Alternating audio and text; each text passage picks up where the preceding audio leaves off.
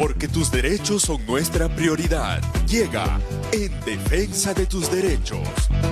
Un espacio informativo de la Oficina Defensorial de Lima Sur, en el que hablaremos de salud, educación, servicios públicos, acceso a la justicia y muchos temas más. Este y todos los jueves, de 11:05 a 11:20 de la mañana, acompáñanos y conoce más sobre tus derechos. Gracias a Estéreo Villa, comunicación para la vida.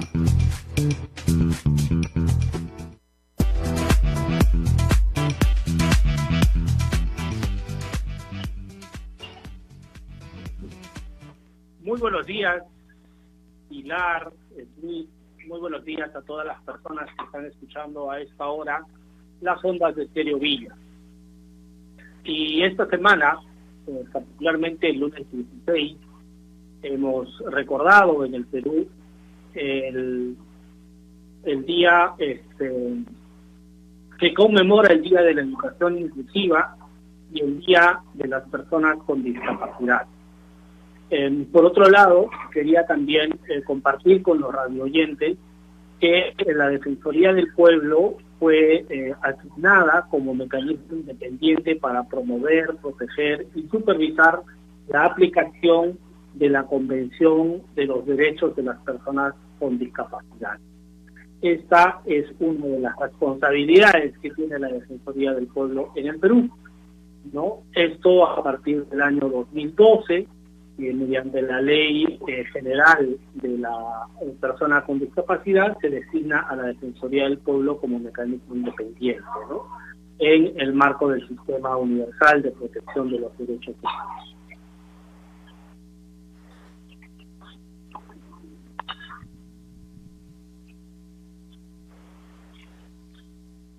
Y esta semana hemos querido preparar para ustedes una pequeña presentación sobre la educación inclusiva. Y para ello es siempre importante definir a qué nos referimos cuando se habla de educación inclusiva. Y decimos que se trata de un proceso orientado a atender a la diversidad de estudiantes para asegurar su acceso, permanencia, participación y logros de aprendizajes en las instituciones educativas en todas sus etapas, niveles y modalidades. Una idea central de la educación inclusiva tiene que ver con la diversidad de estudiantes, que a su vez pueden tener necesidades educativas especiales, que generan demandas educativas que surgen como producto de la existencia de barreras educativas. Pero entonces podríamos señalar qué son las barreras educativas. Y lo que señala el enfoque, en este caso de la educación inclusiva, es que una barrera educativa es un obstáculo temporal o permanente que puede experimentar una persona a lo largo de su trayectoria educativa. Cuando hablamos de obstáculos, nos referimos básicamente a aquellos que impiden o limitan que la persona pueda acceder y permanecer en el sistema educativo, que la persona pueda participar en el proceso de enseñanza y aprendizaje, que la persona desarrolle todas sus competencias, que la persona pueda culminar cada ciclo, nivel, modalidad y etapa educativa. Entonces, las barreras educativas afectan más a las personas en situación de mayor vulnerabilidad, como las personas con discapacidad. Y entonces nos podemos también preguntar a esta hora de la mañana cómo surgen las barreras educativas, y la respuesta está asociada a las características de cada niña, niño y adolescente, joven, adulto y adulto mayor. Esto, en un contexto socioeducativo, va a generar un conjunto de obstáculos o barreras en el sistema educativo. ¿Cómo se manifiestan las barreras educativas? Primero, en la dimensión, en el campo de la accesibilidad. En segundo lugar, en el campo actitudinal. En tercer lugar, en el campo curricular y didáctico. Y en el cuarto lugar, en el campo organizacional. Y por supuesto, todos también nos podemos preguntar quién es una persona con discapacidad. Y lo que debemos recordar es que una persona con discapacidad es aquella que tiene una condición física, una condición mental, una condición intelectual o sensorial, que sumado a un conjunto de obstáculos, de barreras, va a generar que la persona con discapacidad pueda tener dificultades para el ejercicio de sus derechos, o por el contrario, el Estado más bien genere condiciones para el ejercicio de los derechos de las personas con discapacidad. Ahora bien, a lo largo de las últimas décadas podríamos señalar que hay un paso de la exclusión a la inclusión de las personas con discapacidad. Hubo una etapa, ¿no?, en nuestro país y en el mundo donde existía una mirada de exclusión hacia las personas con discapacidad y se les negaba el acceso a la escuela debido a su condición con discapacidad. Eso entonces generaba una segregación, se separaba a las personas con discapacidad para responder a una deficiencia y más bien con un enfoque de derechos, un enfoque social. Ahora lo que se promueve es que las personas con discapacidad puedan ser integradas, ¿no? Hay un proceso de integración al sistema educativo, al ejercicio del derecho a la educación. Y se espera que las personas con discapacidad se adapten a este sistema educativo. Esto en el plano de la integración. Y avanzando un poco más, también hay un proceso mediante el cual las personas con discapacidad son incluidas en el sistema educativo y se adapta a las características de las personas con discapacidad. Así es, doctor. Muchas gracias, doctor Percy Tapia. Y teniendo en cuenta lo que nos ha mencionado, ¿de qué aspecto deberían considerarse la educación básica para tener una educación inclusiva? Sí, los aspectos básicos pilares están relacionados a las obligaciones de la prestación del servicio educativo. Quiere decir esto que el Estado peruano tiene la obligación de generar condiciones de disponibilidad, por ejemplo, con un suficiente número de instituciones educativas, con suficiente material educativo para todas las personas y con un presupuesto suficiente. Este es un elemento que guarda relación con las obligaciones que el Estado tiene que ejercer, tiene que cumplir para garantizar una educación inclusiva. Pero por otro lado también está la accesibilidad, que significa, por ejemplo, gratuidad en la educación, sea básica, sea universitaria, ¿no? Que la accesibilidad también garantice la no discriminación de las personas, ¿no? Y que la accesibilidad pueda ser, por un lado, física en la infraestructura de la institución educativa, virtual también, ¿no es cierto?, por ejemplo, para las personas que no pueden ver, que tienen discapacidad visual y que necesitan acceder a la información, ¿no? Por otro lado, el Estado también tiene que promover la aceptabilidad del servicio educativo, y esto implica que los docentes estén adecuadamente preparados, que haya un apoyo de servicios especializados, que se ejerza la participación de los estudiantes en el sistema educativo, especialmente en este caso de los estudiantes con discapacidad, con algún tipo de discapacidad. Y por otro lado, el Estado tiene la obligación de generar un servicio educativo adaptado en términos pedagógicos, metodológicos, en su currículum educativo, y que a su vez pueda generar ajustes razonables para las personas con discapacidad que se encuentran en el sistema educativo. A su vez, debe también promover una evaluación formativa y flexible. Ahora bien, hay algunas barreras, Pilar, Smith, ¿no? Hay algunas barreras para las personas con discapacidad que hemos podido identificar, especialmente durante la educación no presencial, durante la pandemia. Por ejemplo, en disponibilidad, el Ministerio de Educación no brindó orientaciones pertinentes para la atención de estudiantes con necesidades educativas especiales. no se aplicó el enfoque inclusivo ni el enfoque social y de aproximación de derechos de discapacidad. Las acciones se focalizan en la educación especial. En el ámbito de la accesibilidad, el acceso a Aprendo en Casa, ¿no? tan digamos, polémicamente difundido durante la pandemia, se hizo gradualmente y parcialmente. No todos podían acceder plenamente a este servicio, ¿no?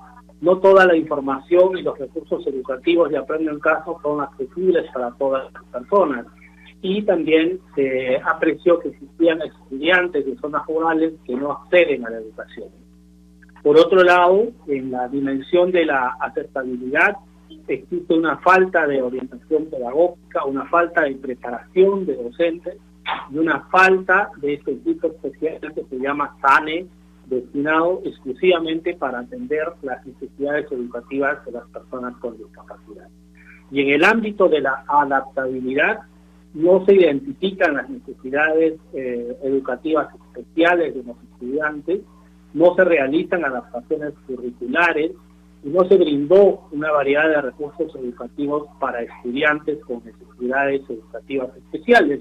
Esto en el contexto de la pandemia, especialmente cuando se brindó una educación de carácter no presencial. Frente a ello, Pilar, se han emitido algunas recomendaciones, ¿no?, a través del informe especial de la Defensoría de los Niños sobre la educación inclusiva en el contexto de COVID-19, ¿no? Por ejemplo, al Ministerio de Educación se le recomendó fortalecer la estrategia de atención a la diversidad de estudiantes, actualizar los instrumentos de gestión, los enfoques, ¿no?, tomar como referencia el marco para la reapertura de las escuelas que ha sido promovido por la UNESCO de Naciones Unidas. A la Dirección Regional de Educación se le recomendó brindar asistencia técnica a la CICEL sobre la inclusión y discapacidad, a la UGEL brindar asistencia técnica a las instituciones educativas sobre la inclusión y discapacidad, y a las propias instituciones educativas identificar oportunamente las barreras educativas que pueden impedir el acceso al derecho a la educación para personas con discapacidad.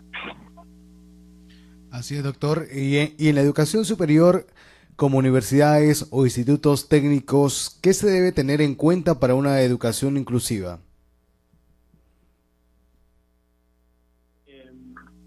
Revisar esta realidad, Smith, porque por ejemplo en Villa El Salvador se cuenta con la Universidad Nacional Tecnológica de Lima Sur, ¿no?, reconocida, acreditada por la CINEDU. También se cuenta con el Instituto Superior Pedagógico Manuel González Prada, se cuentan con institutos superiores tecnológicos, y con algunos centros, ¿no?, como el Fe y Alegría, que está al costado del Fe y Alegría 17 en Villa El Salvador. Entonces, esto en el ámbito público, ¿no?, en el ámbito de lo que hace el Estado, y por eso entonces es importante también recordar estos elementos del derecho a la educación en la etapa de educación superior. El Estado tiene la obligación de garantizar la disponibilidad de estos servicios a través de universidades, institutos, escuelas de educación superior, que estos espacios educativos cuenten con el suficiente material educativo, que a su vez brinden servicios complementarios, ¿no?, como bienestar estudiantil, como atención psicopedagógica, ¿no? Por otro lado, que se garantice la accesibilidad de todas las personas al servicio educativo y que esta accesibilidad pueda ser gratuita, que no exista discriminación, que la accesibilidad física también pueda ser a través de carnets virtuales, con información y comunicación suficiente, ¿no? De otro lado, el Estado debe garantizar una aceptabilidad, ¿no?, respecto a la formación en educación inclusiva y salud mental, por ejemplo, con apoyo de servicios especializados, con la participación en procesos de consulta en gestión de las instituciones educativas, tanto en el ámbito de las políticas internas, en el ámbito académico, en el ámbito administrativo. Y respecto a la adaptabilidad, se espera que desde el Estado se pueda promover este proceso a través de los exámenes de admisión, que se generen ajustes razonables para jóvenes con discapacidad, sea física, sea intelectual, sea sensorial, y que puedan tener también metodologías de transmisión del conocimiento y una evaluación flexible de las personas con discapacidad.